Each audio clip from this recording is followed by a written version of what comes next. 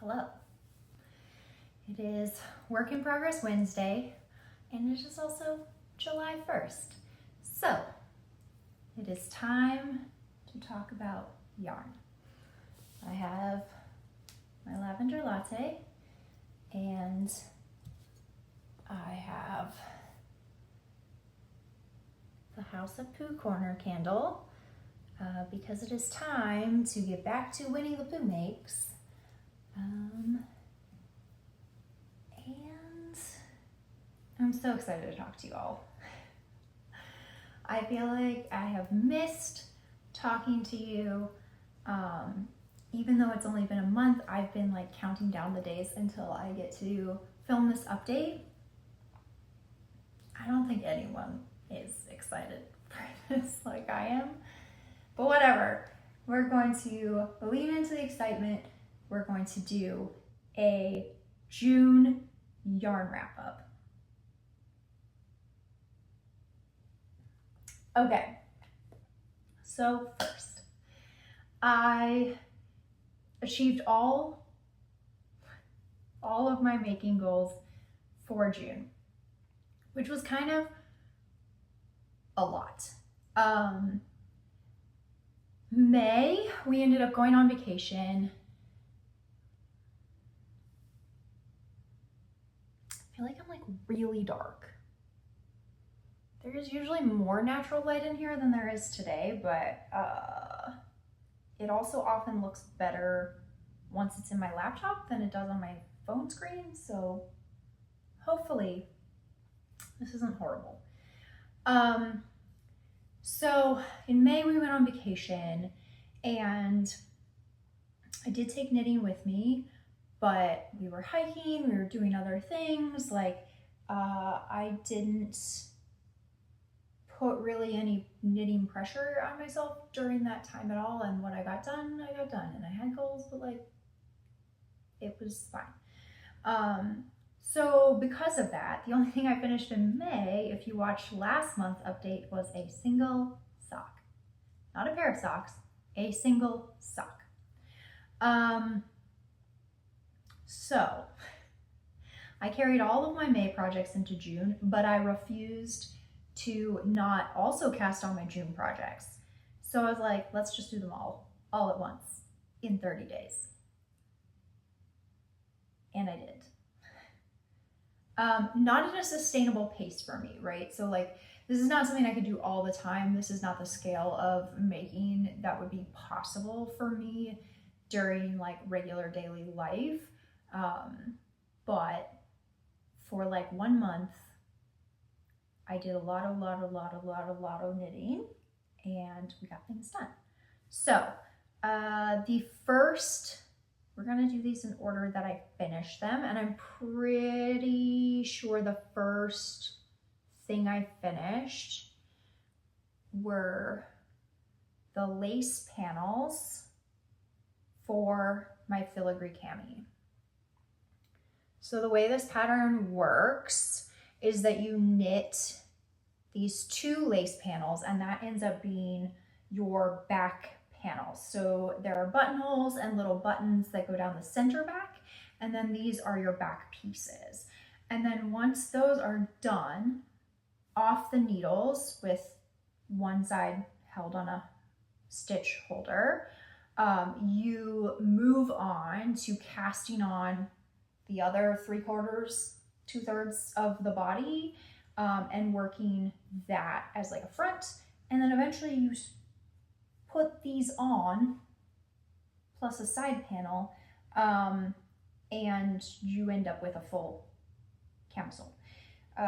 So these have been blocked because they have to hit certain dimensions in order for that to all work, and they are now waiting for the rest of the camisole. So that was my first finished object. My second finished object is my smog socks. Okay, this is the prettier side. Whatever. So there is a right sock and a left sock. I did finish them both. And you can see that there is this really cool dragon tail stitch, and then there's this like scale stitch pattern. I put the stripes in the cuff ribbing, one for each of the dwarfs who come to visit Bilbo. They are wearing colored hoods, and I put one row per dwarf hood in the cuff. And these need to have the ends woven in, especially on that fun cuff, and then they need to be blocked. But a pair of socks for my library of socks. This is Library of Socks, The Hobbit, by Tolkien. So, socks done. So those were both May projects that carried over into June. The socks were always intended to like knit one sock per month. I find that to be like a sustainable pace for me because I am not a monogamous knitter, and my socks are usually like my work commuting project. So they don't get like serious attention, and I'm not just like churning out socks, but I do enjoy a sock. The next thing I finished is, sorry, I can't do the dim screen. The Hipster Top by Joji Locatelli. This has this fun stitch at the top that creates sort of like a lacy shoulder. And then it is just 2-row stripes. And I knit this in Through the Wardrobe Yarn Co. This is my Summer in Narnia. So these are the Summer Narnia colors. There are 6 colors, and I just put them in advent order and striped them over and over again with a main color, which is also Through the Wardrobe Yarn Co., but it was from her Bridgerton collection, and it is called I Curl For You. And the yellows, like it's a like yellow, very lightly variegated with some blue, so it went with all of these colors. I felt really well. There are some of the 6 colors that it becomes a little more like watercolory rather than it being a significant contrast. So it becomes low contrast in areas, but I really like it. And I don't need stripy stripes to be every garment. So also needs ends woven in, what didn't get woven in as I went, and blocked, but done. And then I finished this yesterday. So this is the Slanty Stripes. That's the back. And I knit this in Dying Wishes Yarn Co. Gemini Fade. So because it's a fade, I separated the fade colors to create the slanty stripes because I did want that contrast in where you transition from one color to the other, and it's like a slant in the pattern. This is in Tarja. It was knit flat, and then I had to do 3 needle bind off for the shoulders, which I do really like. Mattress stitch for the side seams, not my favorite thing. And then pick up all of the armholes and all of the neck hole, and there is an applied I-cord binding. I have essentially a cordsmith. I have not cracked the code on how to work with the cordsmith. So this was just like regular knit I-cord. And I don't mind that either, but it does just take a lot of time. So the finishing on this took a really long time, but I am very, very pleased with how this turned out. I knit the smallest size that the pattern comes in, and I would not want more positive ease for myself. If you're new, or if you haven't heard me reference this, I do not enjoy copious amounts of positive ease. So I tend to apply my own interpretation to a pattern designer's recommended ease. And in this case, it was like 4 to 6 inches of ease. And I knit the size with like 2 to 3 inches of positive ease, like 2.5 on my body probably. I would not go bigger. I'm very happy with the size it is. It's like breezy. It like doesn't really touch my skin. Great, but I would have been really unhappy if I had knit my normal size, like with the recommended amount of positive ease. I would have been so sad. But yay, this also needs ends woven in and blocked. We can sense a theme here. Okay, the last finished object for June is this thing, which is really hard to show on the camera. So this is my Willow Wisp by Wool and Pine. I have knit this in Woolberry Fiber Co's Berry Linen. Okay, so the knitting is done. Okay, doesn't look very usable at this exact moment, but the knitting is done. So the next thing that happens to this is that it does get blocked, and then you put it on and you decide how you want to wear your straps. If you want to wear them crossed, if you want to wear them straight, if you want to use them as a halter top, and then you essentially finish the top with your strap placement the way you want them. So as it is lace and as it has not been blocked, it just looks like a little like scrunched up thing with bumps. But it is done. The pattern has a bobble bind off as the like thing, and then they give you the option of not doing that. I was like, hey, this bobble thing looks kind of fun, and I don't have anything that looks like that, and I'll do that. And then 30 bobbles in or so, there's a lot of bobbles on this. 20 or 30 bobbles in, I was like, I don't love this. It's annoying. Bobbles, and I especially bobbles that hang off the edge of things, like, I'm like, you don't look right. And I feel like they need some like manipulation, and probably in this case, like they need to be blocked.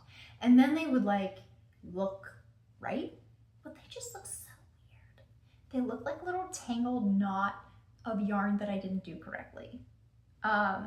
This was one of those where I get myself into trouble, is I know just enough to be dangerous. And sometimes that means that I second guess what is going on in the pattern. And I'm like, this doesn't look right. And so I try to like figure out where it's going wrong. And in some cases, you just need to trust the process. Like double check that you're doing all the steps right, which I did. And then just go for it and see what happens. And that's where I had to get with this, is like I double checked to make sure I was doing all the steps right. And then I just had to ignore how the bobbles looked when they came off my needles and just keep going forward. Because if I sat there and like hand manipulated every one and tried to figure out if it was going to look right, I would have driven myself insane. Also, I think I put more bobbles on here than you're supposed to. I think you're supposed to actually cast off 4 stitches between each bobble, and I cast off 3 stitches between each bobble because I watched the video tutorial and didn't go back and like reread the full instructions. I just made sure I was remembering all the steps from the video tutorial. I'm pretty sure there was supposed to be a 4th cast off stitch in there, which would have reduced the number of bobbles I was doing by a significant number. However, I discovered that at like the very, very end, and I was not about to rip all that back out and do it over. So I just have extra bobbles, and I think it's fine. We'll find out. We'll find out when I block it and try wearing it. But I'm super glad to have this off my needles. This also came with me from May. Okay. My first linen blend garment.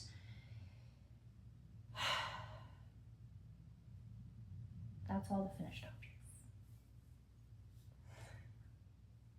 I think that's the most finished objects in a single month that I may have ever knit.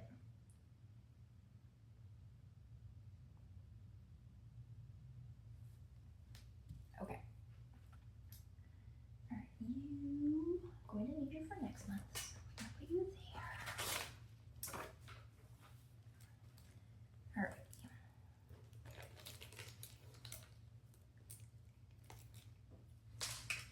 Just making sure that I have a standard set of notions that I try to keep in my project bags, but then I will add like project specific things. So in this case, I had cable needle in there to help with some of the places.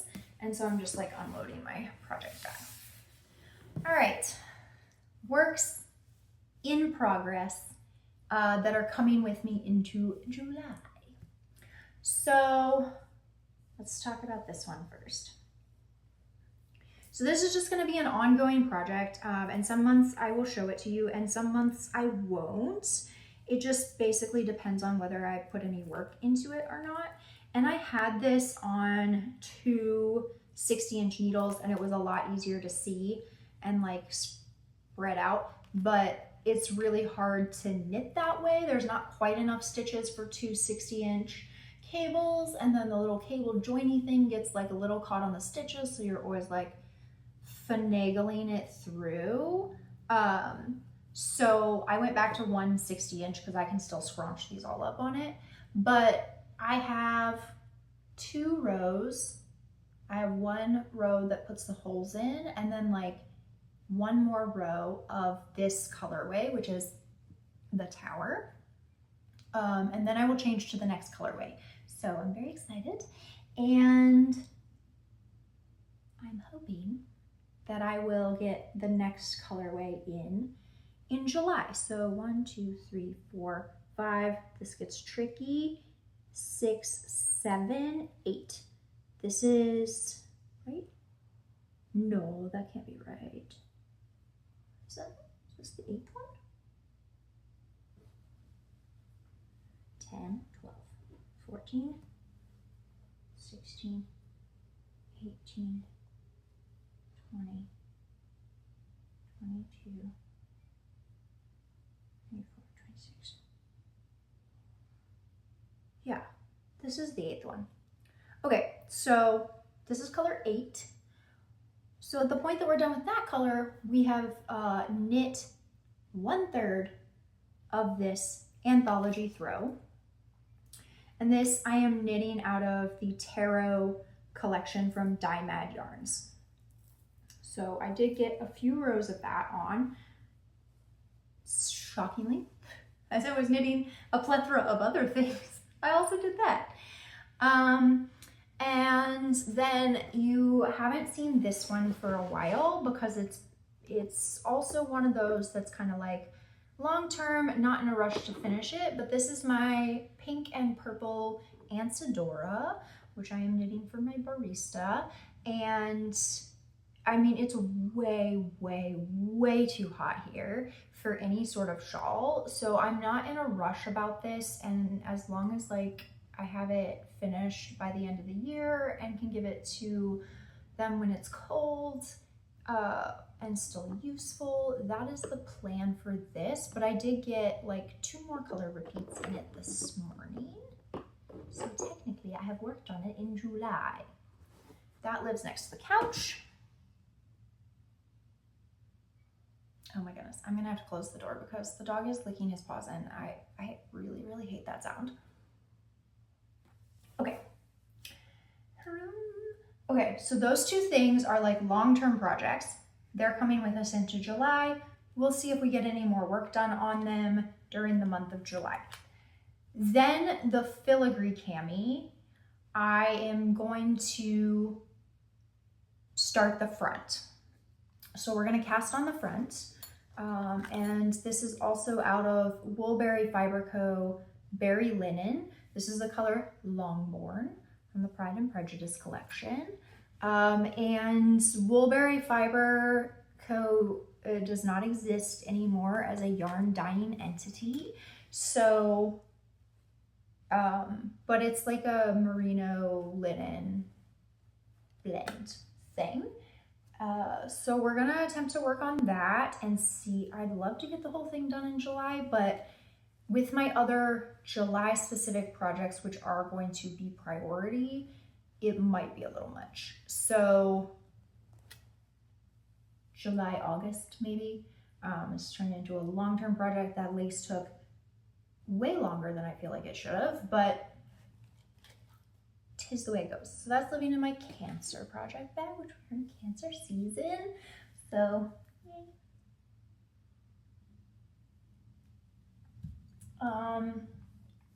And then I cast on one thing in June because I didn't have enough projects going on. But June 13th was Knit in Public Day, and I really wanted to do that. Work was taking us to the zoo here for like a family day, and it happened to be exactly the same day as Knit in Public Day, and I was like, I can't not do it. So I needed something portable, and last year, for part of my December box that I curated for myself, I got myself a Lemonwood mini minder, but I really haven't used it. I tried to use it in the car on our vacation, but I don't have the little plate that it needs to sit in to really work set down. So I was just sort of like pinching it between my legs. I didn't want to hang it from anywhere and have it dangling in David's peripheral vision. That's just probably not going to work for me. I would be stressed out about it all the time.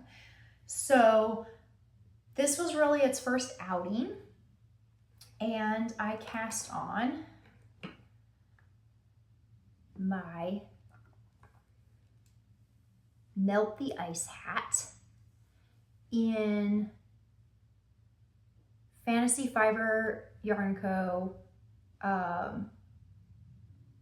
Amanita muscana, the poisonous mushroom, the red one with the white spots, herb, and I have maybe 2 inches of ribbing.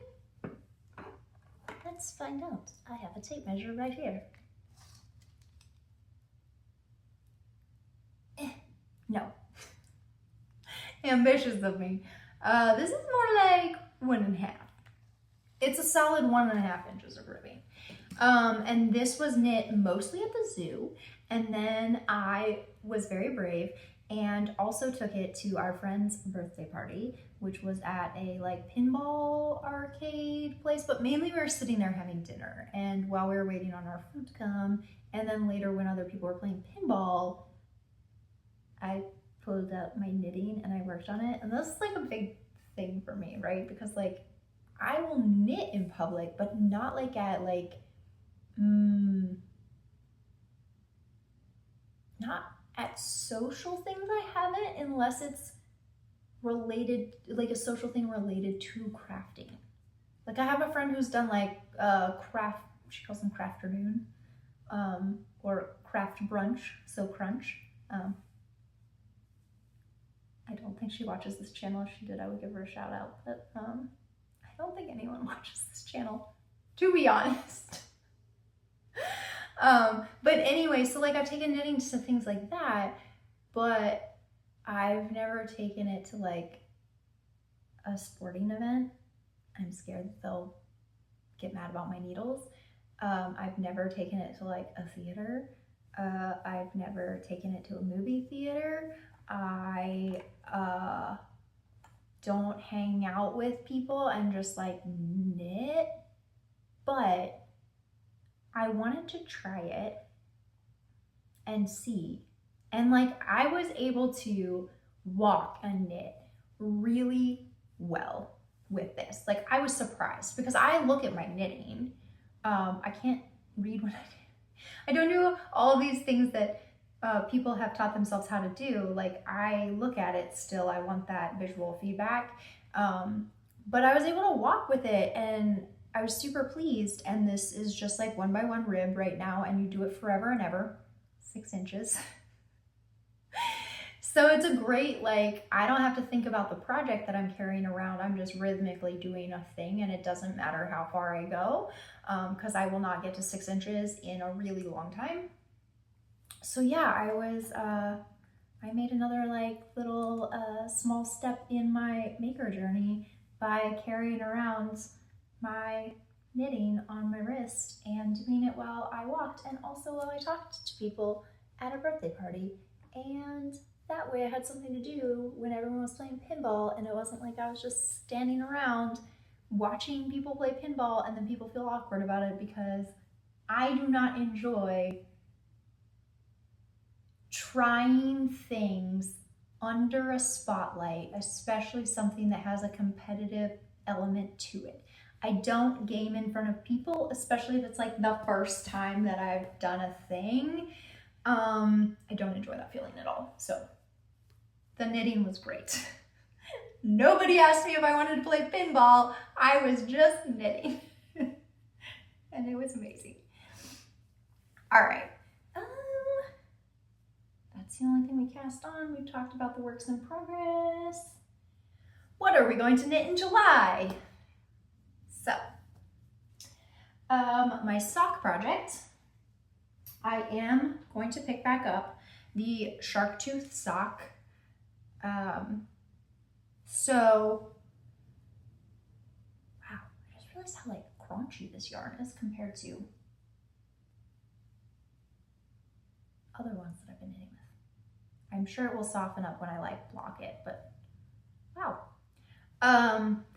That is a very different feeling yarn than a lot of the other yarns I've been working with. So I put this on pause after I finished one sock because we were having feelings about the pattern designer and things that they had participated in and done, and following rhetoric that had come out that was not good and did not align with the values that I hold. However, the yarn itself, I don't have any warning signs about the person who dyed the yarn in that sort of way, and the pattern does already belong to me.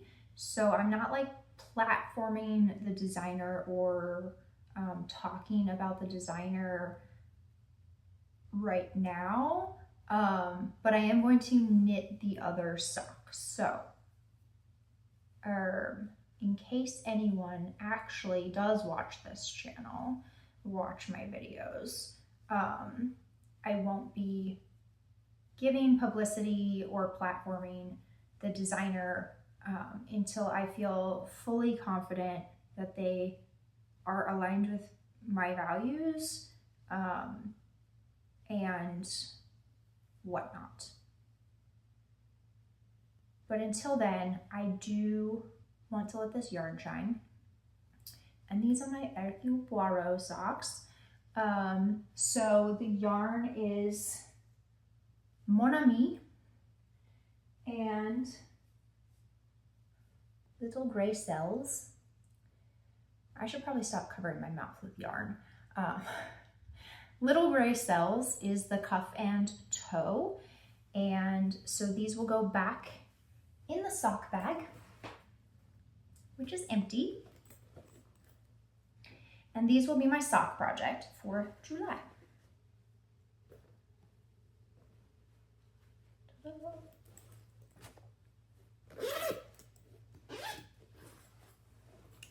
And let's rescue. What do we have in here? The progress keeper and a couple of stitch markers. I keep a row counter in my sock bag. It's one that my mom gave me when I first started knitting, and the numbers are definitely wearing off. So this is on my list of like things I really need more of. I don't have enough row counters to begin with, and also that one, the numbers are wearing off. And I have to use my Hercule Poirot progress keeper for these socks, which I'm very love it so much. He's my favorite. Okay, so that's one thing. Other things that I'm going to cast on are a continuation of the like series that I've been doing so far this year. So I have been working my way through my 2024 Through the Wardrobe yarn advent, which was back through the wardrobe, and it is Narnia inspired colorways. I've talked about this before.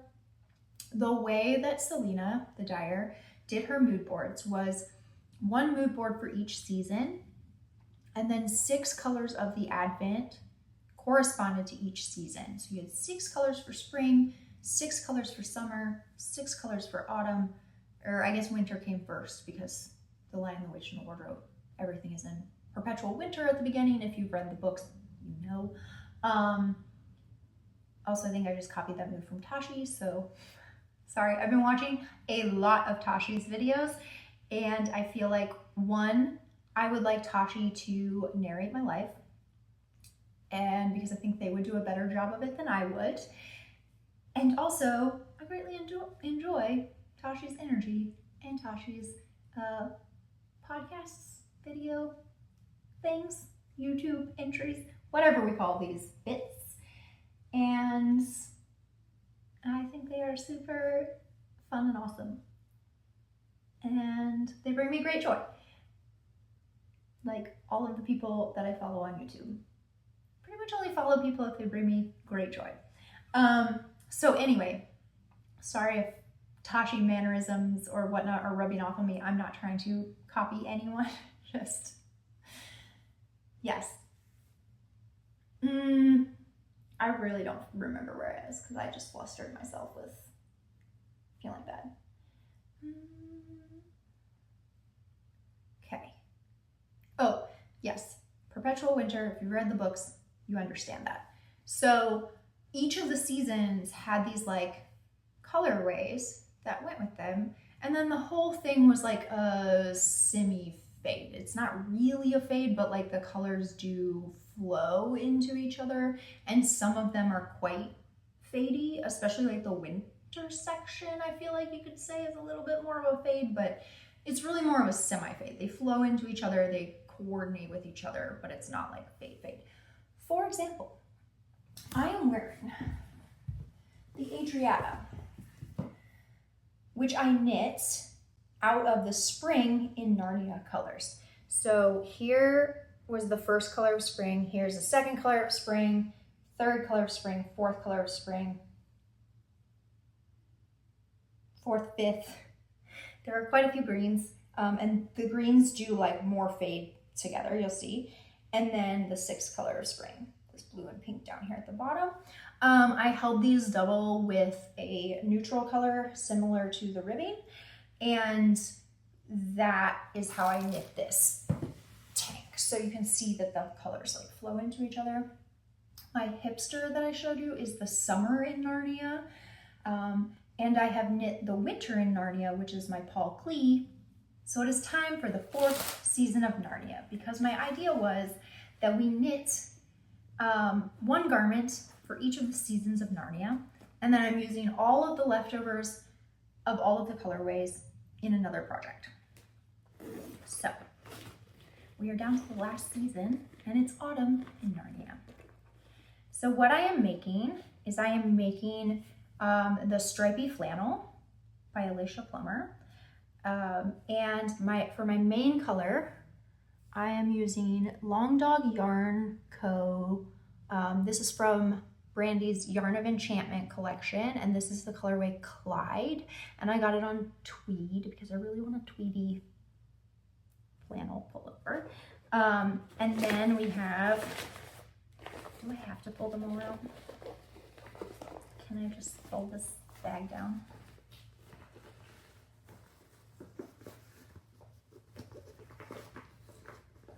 Oh, we're gonna make this work. We are going to make this work. I don't want to pull all these out. And and they're so nicely nested. Okay,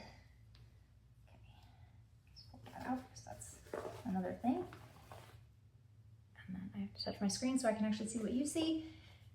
Okay, so there are the 6 Autumn in Narnia colorways. Okay, 1, 2, 3, 4, 5, 6. Yes, the bluer one is the last one. So these correspond to colors 19 through 24 in the Advent. And then, because I don't want to use up too much of each of these because I have another project in mind, I think that for the ribbing, I'm going to use some leftovers, also from Long Dog Yarn Co. And this is from Brandy's Princess Bride collection. I didn't intend on using a variegated, but honestly, the color I thought I wanted to use, there's no way this does neck, hem, and sleeve ribbing on a sweater. This is I'm Not a Witch, I'm Your Wife, which maybe will become cuff ribbing. This is This a Kissing Book, which could also become cuff ribbing. And then this one is, I think, yes, this one is Humperdinck, Humperdinck, Humperdinck, Humperdinck. I'm sorry. The yarn that like corresponds to the things that I love makes me so happy. So those are like my ribbing hopes that those will work for the ribbing for this project. So I'm going to cast that on and I'm very excited. Oh, I know what I was going to do with Is This a Kissing Book? So again, I'm trying to use enough of the yarn that you see it and you get the effect, but not so much that I can't do my other project. So the way that I've worked out the stripe pattern on the stripy flannel, I've mapped it out how I want to do the stripes. And I think I'm going to work my way from 1 to 6. And then I'm going to do a section where you have like 2 of the same with a different color in the middle. So they're kind of like paired, bordered, I don't know what you call that kind of stripe. And then go back at the very end of the stripy section to where they go back from 1 to 6. So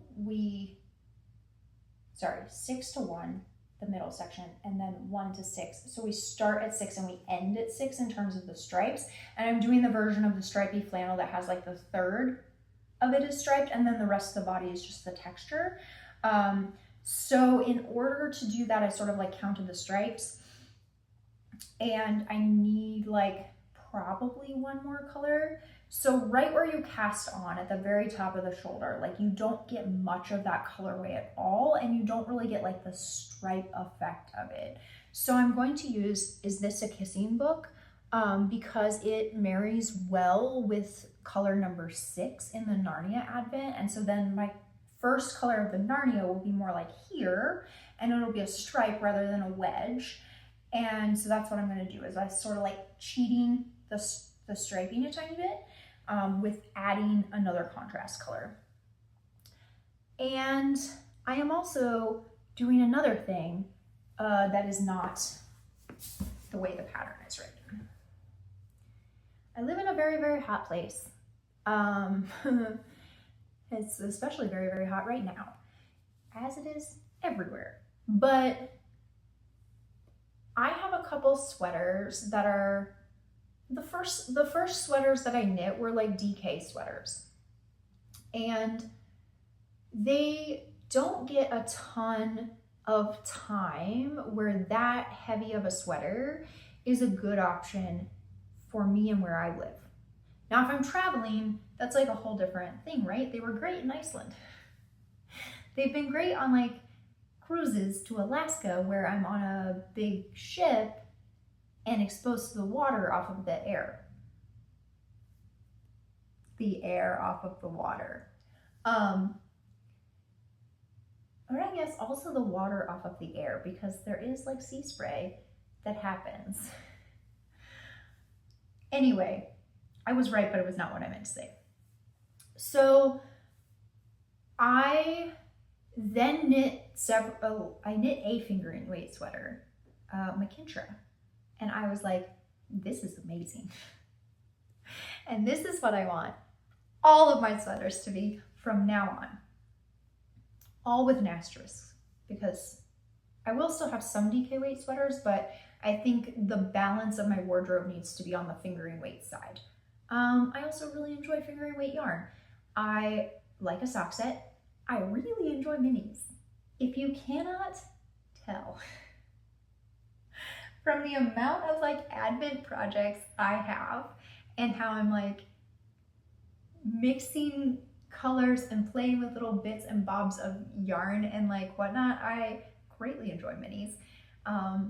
So it's very easy to get those in a sock or like a fingering weight yarn. You can also get them in DK. They're not as widely available, blah, blah, blah. So I tried holding fingering weight double for a sweater. And that sweater is like so warm. I love it so much, but it is so warm and so thick that I was like, we cannot make this like a significant portion of our sweaters in our wardrobe. It's gonna be like that one. And then if it's not like an actual DK weight yarn or a lace held with a fingering, I don't know that we're knitting it in the suggested weight of the pattern. I also don't want to limit myself because there are a lot of really cool patterns that are written for DK weight, and I'm like, So, because I want to use my fingering weight yarn, I have done this twice so far, where I took the stitch count of the Kintra. And look, I understand that this is dangerous, okay? I understand that this could go horribly and not work out for me because patterns are constructed differently and not every pattern that I'm knitting is constructed the same way as a Kintra. And honestly, I haven't like dug into which one is raglan and which one is compound and like which one is drop shoulder and applied that sort of logic to anything. I have not. I have just taken what is the number of stitches in the Kintra, which is knit and fingering weight yarn, that I really like the fit of, and how many stitches are after you split for sleeves.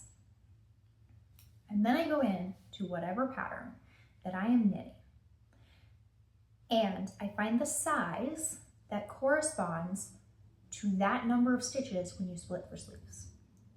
So in this case, with the stripy flannel, to get the right number of stitches, I need to knit a size 5, okay? Normally, I would knit a size 2. Or I think maybe these are lettered, but I'm not doing that conversion in my head really quick. So I think when I looked at this and I was like, okay, in the ease that it's written for, I'm knitting the first size. I now need to knit a size 5, okay? The other thing that I do is I use the same size needles as I use for the Kintra. So instead of knitting this on like 7s or 8s or whatever the pattern calls for and knitting a size 1 or A, I am now going to knit a size 5 on US 4s.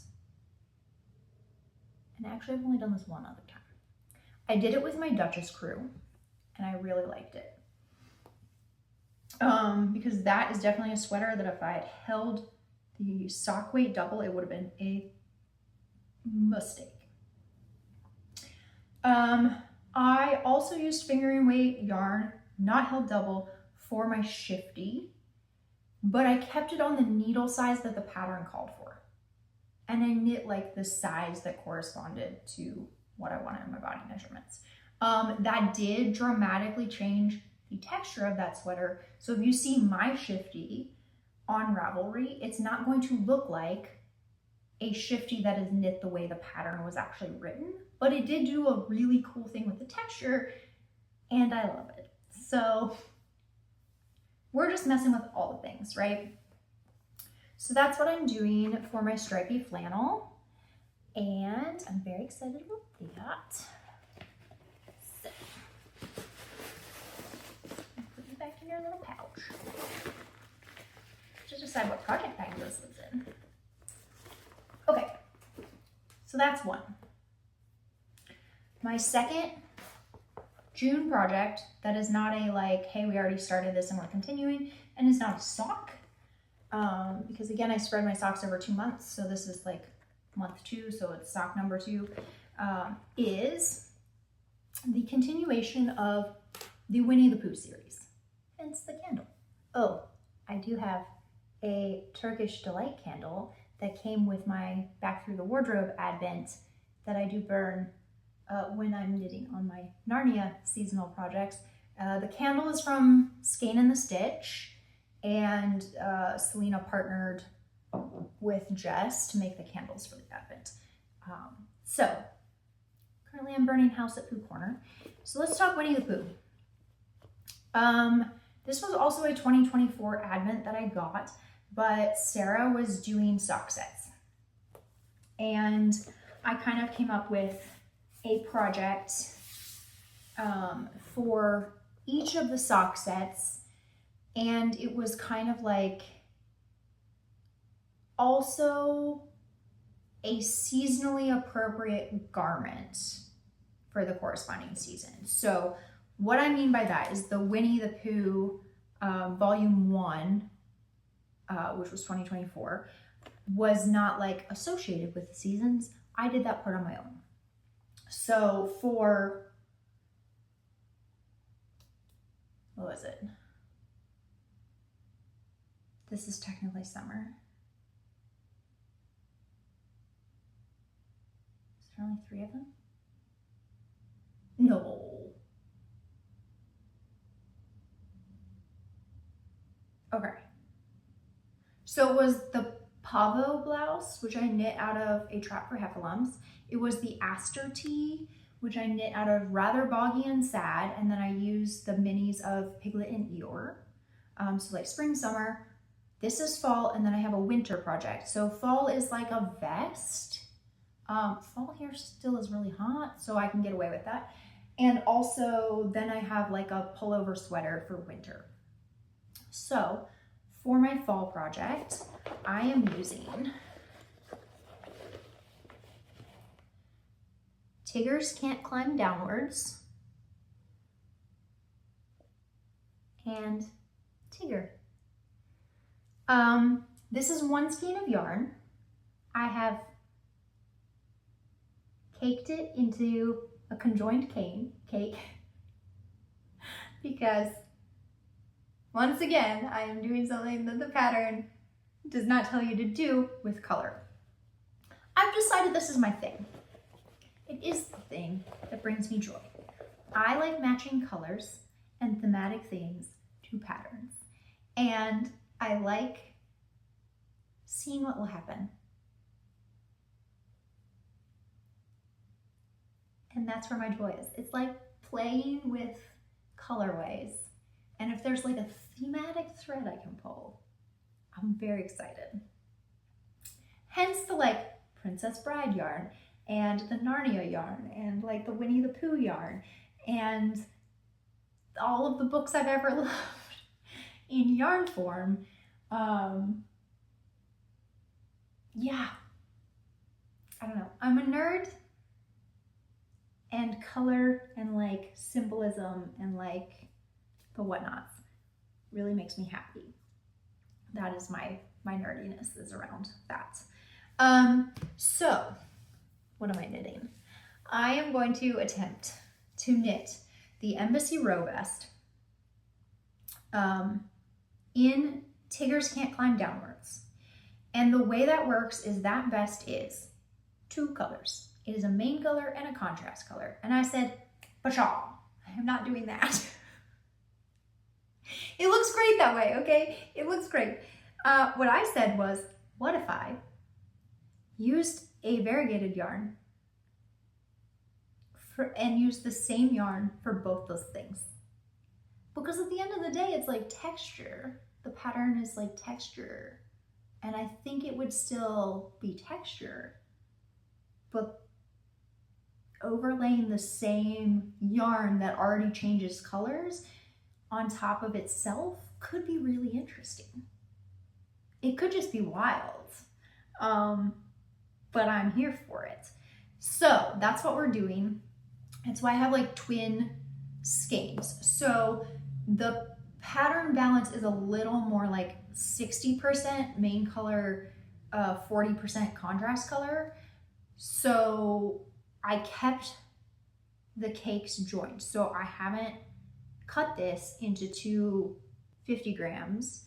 I've kept it connected, and I'm going to pull from either end of the skein essentially, and then we can sort of like shift where the midpoint is as needed. This is also like a scooch under what the pattern calls for in terms of yardage, and it's bottom up. So I'm really just playing with all the fire. I may have to play yarn chicken. I'm really guessing. I can't lengthen this before I know how much yarn I've used, and by that time it'll be too late. So we're just gonna trust. We're just gonna trust. We're gonna say this is what it is, and we really hope it works, and we really hope we like it, and if we don't, maybe we'll cry. Maybe we will frog it. Maybe we will decide it only has its certain moments to shine. I don't know, but I'm obsessed with this idea and I can't stop myself. Won't stop myself. This is play, this is fun. There's no reason to say no. So that is the plan. Then the embassy row was in an Espace Tricot book, I want to say. So I had to buy the whole book of patterns to get this one pattern because it's not published on its own that I could find anywhere. And that's mildly annoying because I'm not really in love with any of the other patterns in the book, but I was obsessed with this idea. So I didn't sub it for a different vest. I was just like, all right, we're gonna do it.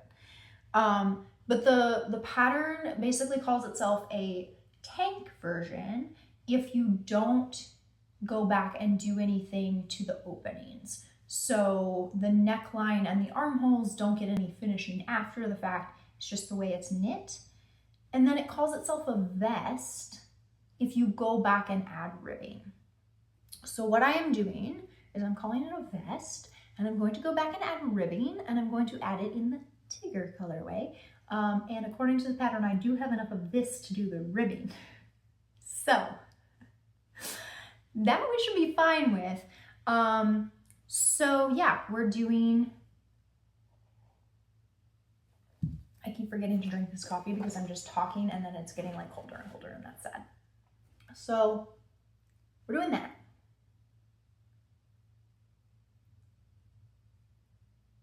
I'm so wildly excited to see how this goes. I really hope it's fun.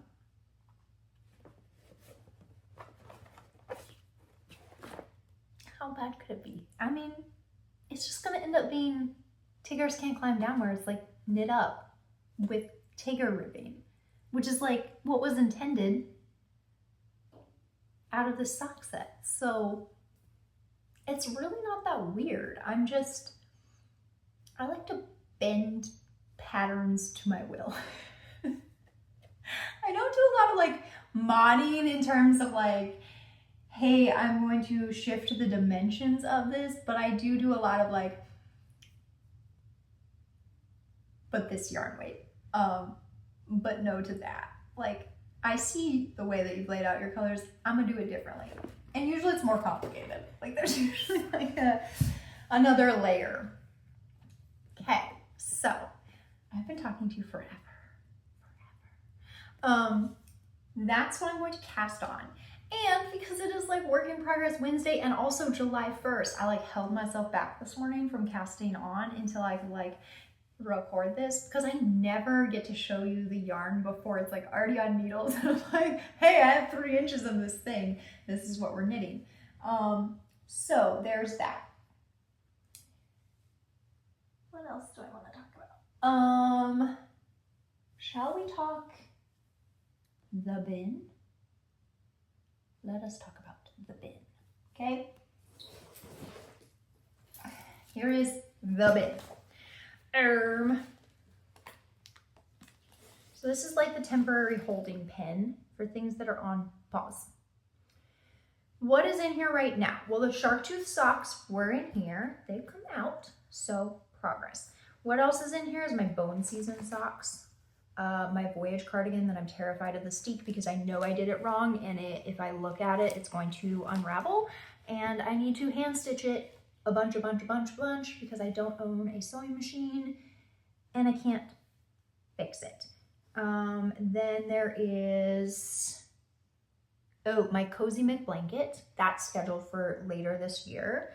My bone season socks, also scheduled for later this year. And my Wally Breton in the Scorpio fade, which is also scheduled to be completed later this year. So this is really not that bad. There's just a lot of yarn in here. So that's what's in there. The other thing that I've acquired is a bag. Not the bag itself, I already had the bag. But I discovered there was a point that I had a lot of finished objects that I had not woven in the ends or done any blocking on. I was just like, they are done. This started because I finished a couple of sweaters and it was way too hot to wear a sweater. So at some point I had 5 finished garments that were just like living without being wearable. And I was like, we gotta fix that. I don't like piles of things laying around, especially when it's finished. And I just need to like give it a bath and do some annoying little finishing bits, and then it will be completely done and I can go in the closet. So I made myself a goal and I hit the goal. I completed this. I completed the pavo blouse. I completed the aster tee, all of which just needed ends woven in and blocking. And then I had to block my filigree cami. And usually the way I do this is I block like one thing a week because I do a block on a weekend day and then it needs a day or two to dry. And then I'm in the middle of a work week and I do not have time to weave in ends or think about pinning things out properly or like anything like that. So this bag still contains the Paul Klee. So this is Winter in Narnia. Oh, and it needs a block so bad for this color work. But winter, spring, summer. So 3 seasons of Narnia, and the 4th is to come. So the Paul Klee is in here, and my shifty, which was knit with the 2024 Skein and the Stitch Alice in Wonderland. And this is what I'm talking about. If you look at the shifty like pattern pictures, my shifty does not look like everybody else's shifty, but I really like it. There's a mise-en-scène of the other shifties, especially in these like higher contrast sections, but it's a low contrast. It's a more open texture. It's very squishy. It's going to be very nice when it's cold. But obviously there's some ends. Okay. So those 2 things are still in this bag. And my goal is to weave in the ends on and do the blocking on 1 thing per weekend. So that's 2 things. The hipster needs to go in here, so 3 things. The slanty striped Gemini tank needs to go in here. This has been blocked once. I did block it before I mattress stitched the side seams because it was curling so much and like running away from me while I was trying to sew it. And I was like, this is silliness. Why am I attempting to do this? So I just gave it a wet block. I pinned it out, got those sides to lay down so much better. But now it needs a block just to get the I-cord to lay when I'm putting it on. When you're just like here, it does pretty well, but it tries to flip to the inside when I'm wearing it. So that, and the Will-O-Wisp needs to get blocked. So the Will-O-Wisp is going to be the first one. Oh, and socks. This bag is quite full again. So Will-O-Wisp is going to be the first one. There's not very many ends on it. I am about to have a couple days off work because it is a holiday here in the US where I reside. So maybe I'll try to block 2 things over the next 4 days. I'd really like to get these socks stuff. And the willow wisp. And if I lay out more blocking mats, I can do the Gemini because there's not really that many ends on the Gemini. I wove in most of those as I went. So minimal finishing, slightly annoying finishing. So maybe I'll try to do those 3 this weekend. That's the first weekend. Hipster, Paul Klee, Shifty. And then I would be caught up. And that would be amazing. So the bag of things to finish is now a new category. And now we are at acquisitions. Yes, so June is my birthday month, and for my birthday, I got a yarn related present from my husband, who is excellent, but also I bought myself a present. So I bought myself the Iridescent Mermaid Fade set from Dying Wishes Yarn Co. And this has the iridescent stellina in it. It is called Siren Sparkle Sock. And I am so excited about it. I was like, must have. When Sarah was showing her like sample photos of what she was knitting with it, I was just like, yes, please. So that was my birthday present to myself. And it did come in June. And I had no idea what I wanted to knit with it. People were doing shawls, they look beautiful. I was like, I don't know if that's the right move. And now I know what I want to do with it. So in order to achieve what I want to achieve, I am going to have to find a contrast color, and I don't have one in my stash. I have a potential that would work, but I don't have enough yardage of it. So I either need something else, or I need to somehow combine it in a way that's going to stretch it. But even so, I don't know if I'll have enough. Like if I did the ribbing in something specific, some of the Gemini colors might work really well for ribbing with this, but we'll find out. So a contrast color to pair with these minis is on my list of things I need to acquire in order to do that project. The other thing that came in June was my Farewell Woolberry order that I placed back in January. So I got a bunch of things because Bethany, who did Woolberry Fiber Co., is no longer dyeing yarn and has moved on to other creative endeavors. Check out their Instagram if you want to know more. So I got a skein of puffed sleeves and a Glen Gables reference. I got a skein of Nook. I got a skein of Pollen because it's a beautiful golden yellow, and I find golds to be really hard, and I have a lot of sock projects that I'm like, oh, gold would really be helpful here, and I can't find the right gold. I got Moody Pumpkin because I needed that energy in my life. And I got Bee Butt because I love bees. And I was kind of sad that like, I don't think I discovered Woolberry until after she had done her like butts collection. Or it was so early that I was still in my like super restricting myself from buying yarn phase. Past that, obviously. I've matured past the restricting myself on buying yarn phase. So I had to get Bee Butt. And then I had spec'd out this colorway as a pair to my Fiber Fox 2025 Advent, which I am making into a Momont top.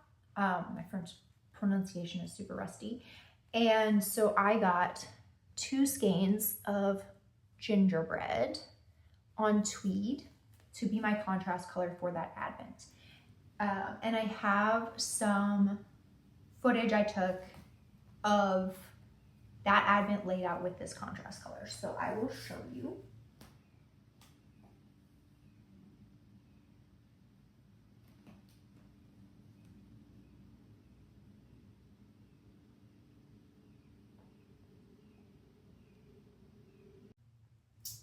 And that was the only one of this set of colors that I had any plan for.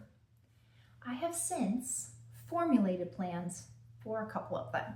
So I think I know what I'm going to do with Bee Butt. And I think I know what I'm going to do with Nook. Actually, I'm like pretty decided. I don't know why I'm saying I think I know. I have decided. Okay. So my last acquisition is my birthday present from my husband, who is amazing.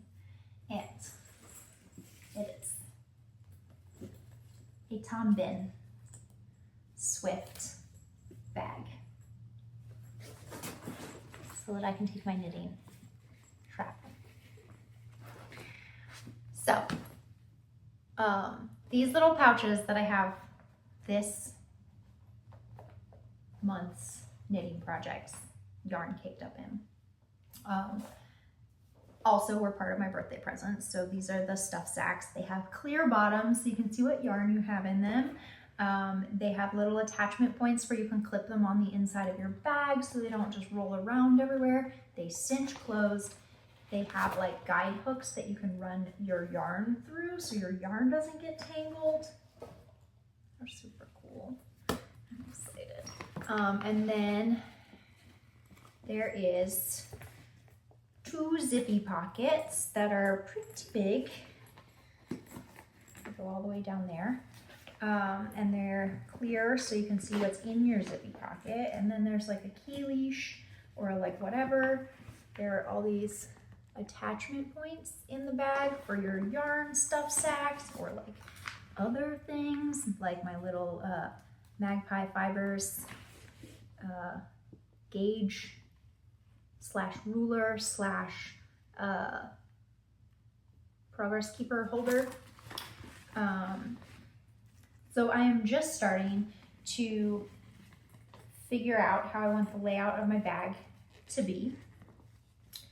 And part of why this is so exciting is because it's going to be my travel bag, because we are going to Rhinebeck.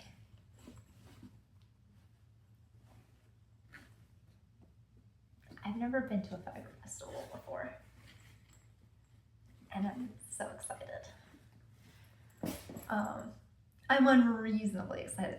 Whoa, I'm starting to cry. I'm so excited. That is silliness.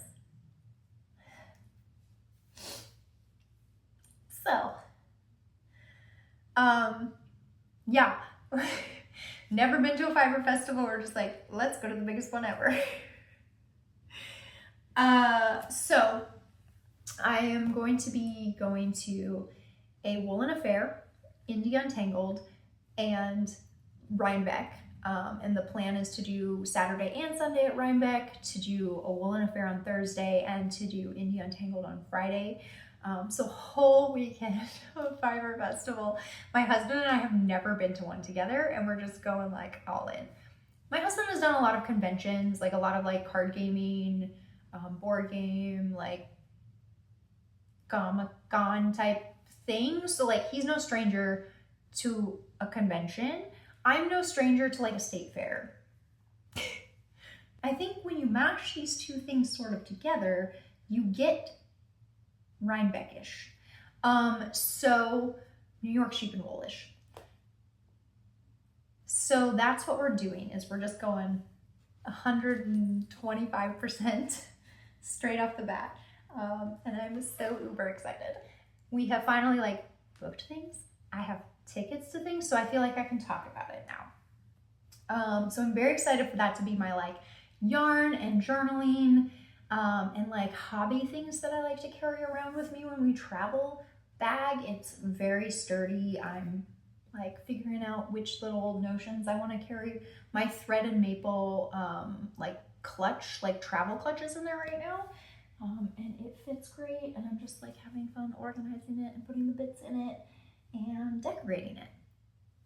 So to that end, here's the other thing I knit in June. So last December, I got myself some of the Camp Stitchwood Pearl Scouts merit badges. Here's one with the badge still on it. And I got myself 6 of these related to things that I have done with knitting. And I was like, I want a little pennant swag that I can hang from my tote bag, now the Tom Bin bag, that I can carry with me at Fiber Festival. So I have knit myself tiny little pennant flags out of DK scraps, and I am pinning my Pearl Scout badges to them, and then I'm going to make myself an I-cord. Hopefully I figure out the cordsmith. And I'm going to make myself an I-cord, and I'm going to stitch these little pennants on the I-cord, and then I'm going to hang them from my Tom Bin bag with my little Pearl Scouts badges. I don't know why I'm so emotional, but I'm very excited. Okay, so that one is done. That was the first one I did, and then I knit this one, which has been blocked, but I need to weave in its little ends. And then I have a third one. This one obviously needs to be blocked. So I like made myself a little recipe for this, and I've been knitting them when I have like a spare moment. I have 6 Pearl Scout badges, so I will probably knit at least 6 of these.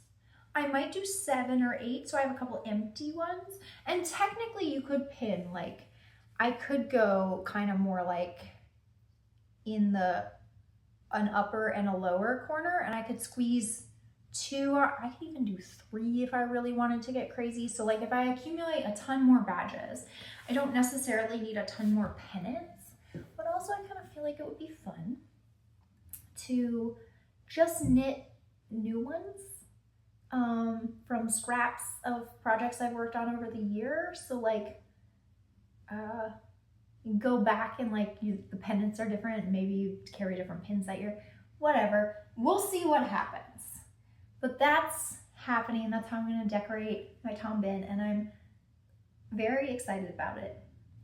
This cool skein of yarn pin, because David is an excellent husband, and whenever he has to travel for work, boo, he's been getting me yarn from a local yarn store, and the last time he came back with also some pins. So that's going to go in my bag somewhere. I just don't want to poke holes in the bag itself, so I may make him a little like cuff to go on it. And then this was a present from my baristas, so I'm also going to hang that on my bag. So I'm very excited. I have been planning so hard for Rhinebeck. Not in the way that I see most people planning, in terms of like, I did not suddenly drop all my plans and be like, oh my goodness, I'm going to knit a Rhinebeck sweater and let's do that.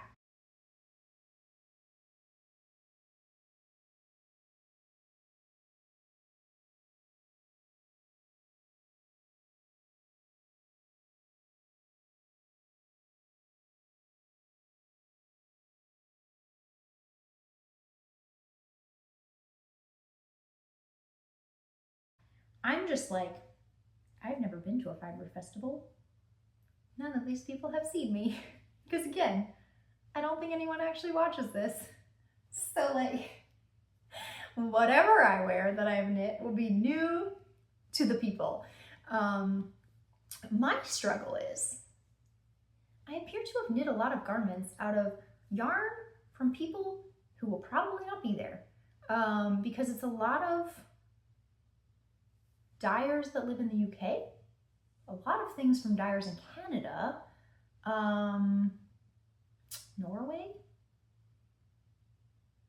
and I have seen none of these people on the like Indie Untangled or a Woolen Affair lists yet. So that's not to say they won't be at New York Sheep and Wool, as I don't know, as I've never been there, but I did pull the list of 2025 vendors and go through it, and I didn't see them. Also, I have West Coast things, so like my voyage is entirely explorer knits and fibers with woolberry sleeves. Woolberry's not around anymore. Explorer knits and fibers is on the West Coast, and I know that they do flock, but I'm unsure if they do Rhinebeck. So I have a lot of things that are just like in yarns of people I will not be seeing. So that's kind of narrowing my wardrobe choices a lot to just be like, well, I'm going to wear Sarah's yarn because I have so many garments out of Dying Wishes Yarn Co at this point that the hardest thing will be deciding which one to wear. But luckily I have them in every weather variety, so weather dependent, I will wear a Dying Wishes thing.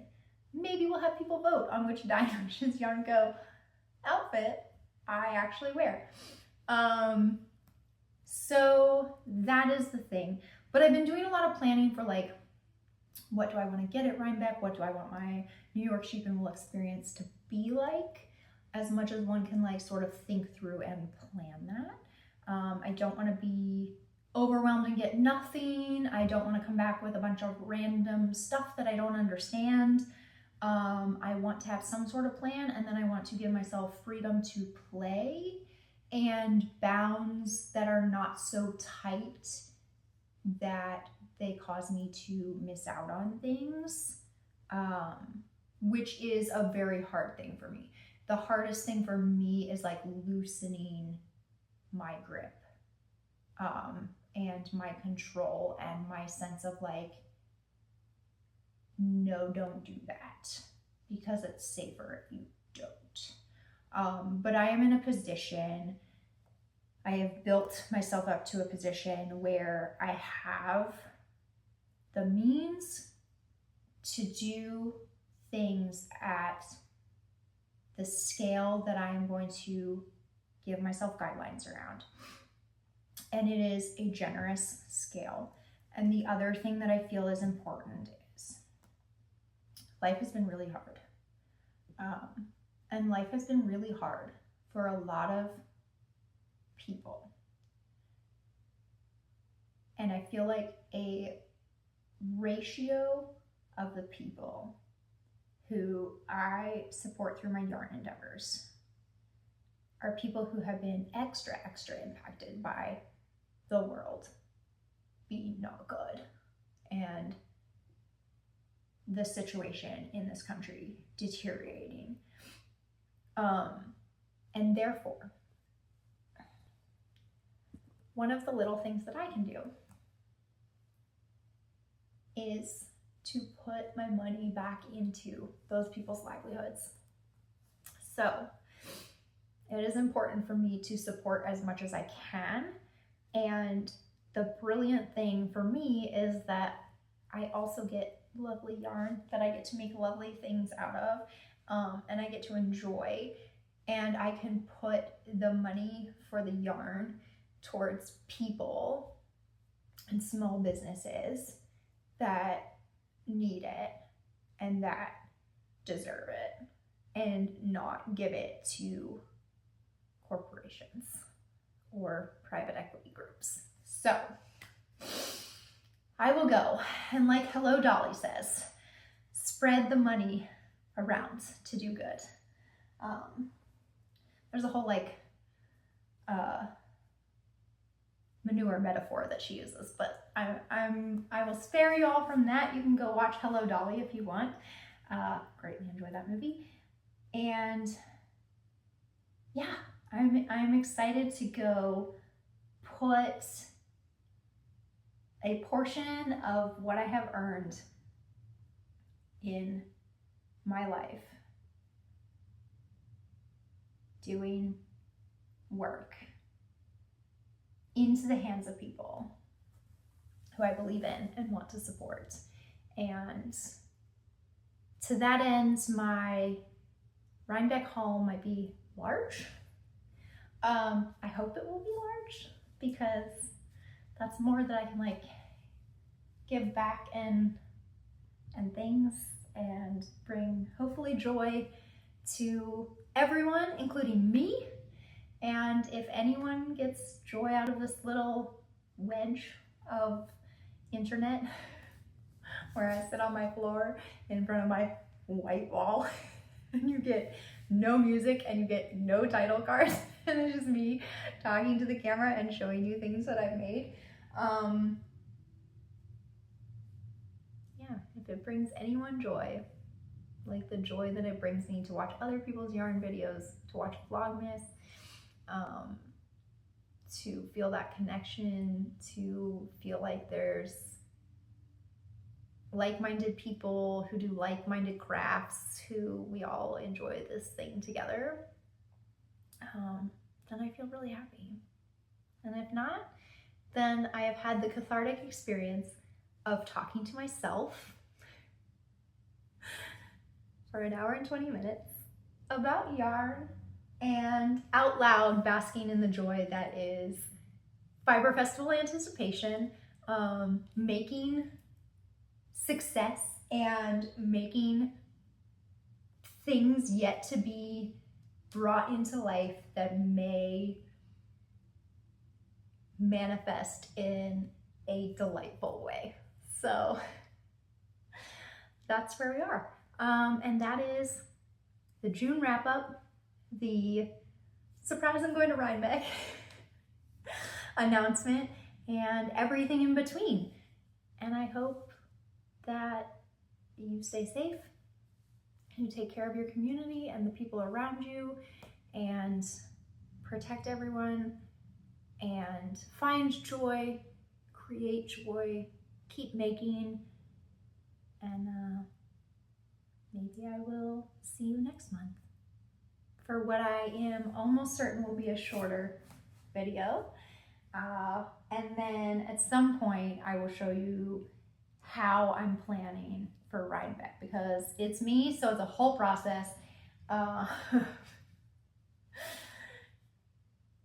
really, really like organization nerding out over getting ready for Rhinebeck. So, all right, until then, be well.